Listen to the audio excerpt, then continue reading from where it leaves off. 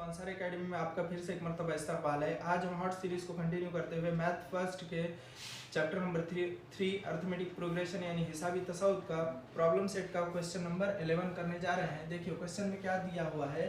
If first term of an AP is a, एक हिसाबी तसाउद का पहला रुकन ए है, सेकंड टर्म इज बी यानी उस हिसाबी तसाउद का दूसरा रुकन बी है, and last term is C और आखिरी रुकन सी है, देन शो दैट, तो दिखाइए कि the sum of all term is, यानी इन तमाम टर्म्स जो है इनका प्लस करने पर, सम करने पर a प्लस सी आना चाहिए into B plus C minus 2a, इन सबके अपॉन में 2 इंटू बी माइनस ए हमको लाना है। देखिए यहाँ से इज मिस हो गया, यहाँ पे इज आना चाहिए। तो करना क्या है हमको, सम ऑफ ऑल द टर्म्स। तो सम ऑफ ऑल द टर्म्स के लिए हमारे पास फॉर्मूले क्या क्या है। एस एन के हमारे पास 3 फार्मूले हैं, जिसमें से देखिए पहला वाला n upon 2a plus n minus 1 into D, ये एक फार्मूला है। दूसरा हमारे पास है S N is equal to n upon 2 t1 plus tn। देखिए इन दो फार्मूले में, और एक फार्मूला है जो कि रेयर यूज होता है। तो देखिए इन दोनों फार्मूलों में अगर हम देखेंगे तो ये थोड़ा सा क्वेश्चन के एतबार से थोड़ा सा डिफिकल्ट लग रहा है हमको, क्योंकि यहाँ पर हमारे पास n भी नहीं, n दिया हुआ है, a दिया हुआ है और d हम फाइंड कर सकते हैं, लेकिन ये कॉम्प्लिकेटेड है क्योंकि इसके अंदर ऑपरेशंस ज़्यादा है। यहाँ डिवीजन है, बीच में मल्टीप्लिकेशन है, प्लस माइनस है, फिर इनटू है। यहाँ पे t1 tn हमारे पास दो है ना दिया, फर्स्ट टर्म है, लास्ट टर्म है। हम इजीली यहाँ पे वैल्यू पुट करके सॉल्यूशन निकाल सकते हैं, लेकिन उसके भी पहले हमको d मालूम करना होगा। तो d मालूम करने के लिए हम क्या करेंगे, प्रूफ करना स्टार्ट करेंगे और d वहां से फाइंड करेंगे। प्रूफ में हमारे पास क्या क्या करना है, देखिए सबसे पहले हमको जो टर्म्स दिया ले उनको लिख लेंगे हम। फर्स्ट टर्म क्या देकर रखा है हमको, a है, सेकंड टर्म यानी t2 हमको देकर रखा b, और लास्ट टर्म जिसको हम tn कहते हैं वो देकर रखा है c। अब हमको क्या करना है, देखिए t1 और tn का फार्मूला अगर यूज करना है तो t1 है हमारे पास, tn भी है।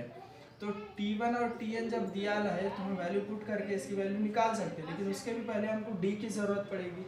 तो d भी यहाँ से मालूम करेंगे, क्योंकि tn है ना हमारे पास c देकर रखा हुआ।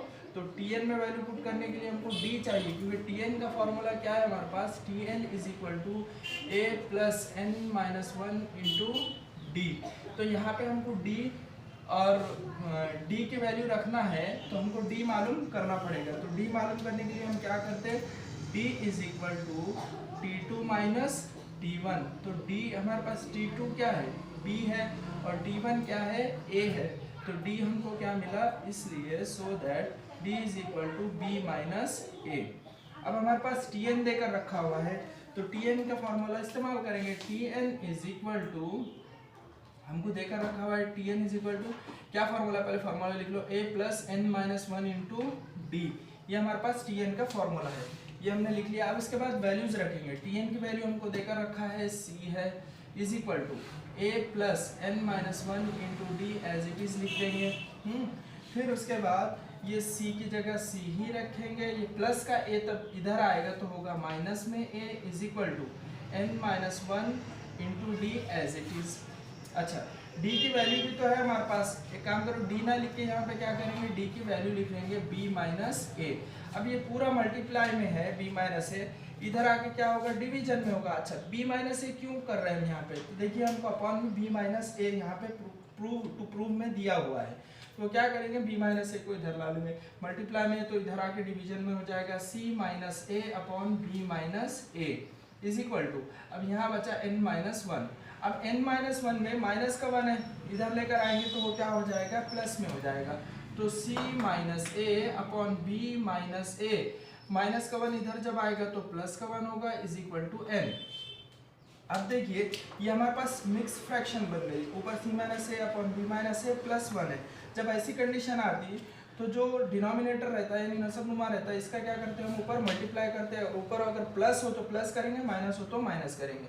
देखिए c minus a as it is plus b minus a into 1, b minus a का 1 से मल्टीप्लाई करेंगे तो b minus a as it is होगा, फिर अपॉन में फिर से b minus a is equal to n। देखिए ये कैसे करते हैं, जब कभी हमको कोई भी मिक्स्ड फ्रैक्शन दी हो 4/3 + 1, तो हम क्या करते हैं 4 एज इट इज प्लस का प्लस, फिर ये 3 से मल्टीप्लाई, 3 × 1 = 3/3। देखिए यहाँ पे सेम चीज, यहाँ c माइनस ए की जगह हमारे पास क्या है 4 है, b माइनस ए की जगह 3 है और 1 की जगह 1 ही है। हमने क्या किया वहाँ पे 3 से मल्टीप्लाई, यहाँ पे b से मल्टीप्लाई, तो सेम चीज यहाँ पे की हमने। तो बस अब इसके आगे हमने क्या करना है, देखिए n की वैल्यू मिल गई हमारे पास, n क्या आ गया हमारे पास, थोड़ा सा अब इसको इरेज कर लेंगे, इसको इरेज करके आगे बढ़ेंगे, ठीक है। अब हमारे पास ये n जो मिल गया, इसकी वैल्यू थोड़ा सा ऊपर लिखना है तो सॉल्यूशन में इजी पड़ेगा। n = क्या मिला भाई हमारे पास, c - a plus b minus a upon b minus a। अभी देखिए और एक चीज है यहाँ पे, क्या चीज है वो, n का n = ये c और प्लस b, देखिए इसको क्या लिखेंगे, b पहले c बाद में, तो वो हमको क्या है प्रूफ में, देखिए जो प्रूफ करना है हमको उसमें b है फिर c है, तो b को पहले लिख लो, b प्लस c, फिर माइनस a क्या हो जाएगा, माइनस का 2a upon b minus a।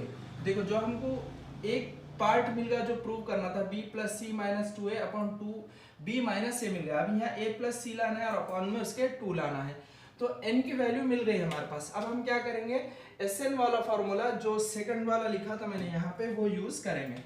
Sn =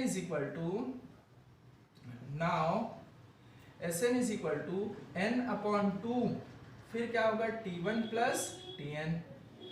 क्यों, t1 भी है हमारे पास, tn भी है और n हमने मालूम किया है, तो डायरेक्ट वैल्यूज पुट कर देंगे तो हमको इसका प्रूफ मिल जाएगा। n क्या है हमारे पास भाई, b plus c minus 2a upon b minus a, n की जगह हमने वैल्यू पुट कर दी। उसके बाद अपॉन में क्या है यहाँ पे 2, तो 2 लिख दो। t1 क्या है भाई, a है, और tn क्या है हमारे पास, c देकर रखा हुआ है, वो लिख दिया हमने वैल्यूज। अब उसके बाद देखिए यहाँ पे क्या बन गया हमारे पास, फ्रैक्शन के अपॉन में एक नंबर है, ऊपर फ्रैक्शन है और नीचे कोई उसके नंबर देके रखा हुआ है। तो क्या होता है, ये ऊपर वाला जो डिनोमिनेटर है नीचे वाले के साथ आके मल्टीप्लाई हो जाता है। तो यहाँ क्या करेंगे, b plus c minus 2a as it is लिखेंगे। ये b माइनस से डिवीजन में है तो नीचे आके मल्टीप्लीकेशन में हो जाएगा, 2 का 2 लिखेंगे, b minus a as it is. ये बच गया क्या हमारे पास, a प्लस c। देखिए कितना सॉल्यूशन मिला हमको, जो होना चाहिए था b plus c minus 2a, 2b minus a है हमारे पास, a प्लस c। सिर्फ वो आगे पीछे लिखा हुआ है, इसको पहले लिख लो, इसको बाद में लिख लो, इंशाल्लाह हमारा प्रूफ हो चुका है। a plus C as it is, इसको ब्रैकेट में, फिर वो b plus C minus 2a as it is upon 2b minus a। इस तरीके से हमने प्रूव किया, हेंस प्रूव्ड। देखिए कोई मुश्किल नहीं है ये सवाल, सिर्फ समझने के लिए थोड़ा सा ध्यान देने की जरूरत है। हमारे पास देख रखा हुआ था फर्स्ट टर्म a है, सेकंड टर्म b है, लास्ट टर्म c है। हमको प्रूव करना था ये a plus C into B plus C minus 2a upon 2 into B minus a। तो हमने क्या किया, हमारे पास जो वैल्यूज थी उसकी मदद से d निकाला, t2 माइनस t1 करेंगे तो d मिलेगा, तो b माइनस a हमारे पास d की वैल्यू मिल गई। हमारे पास tn दिया हुआ था तो tn हमने फॉर्मूला लिखे, tn की जगह उसकी वैल्यू लिखे c, a की जगह फर्स्ट टर्म a ही है plus n minus 1 into D का d, फिर प्लस का a इधर आएगा तो माइनस बना n माइनस 1 का n माइनस 1 इंटू, अब ये d था, d की वैल्यू तो हमारे पास है, b माइनस a हमने मालूम करके रखा तो यहाँ पे b माइनस a लिख दिए।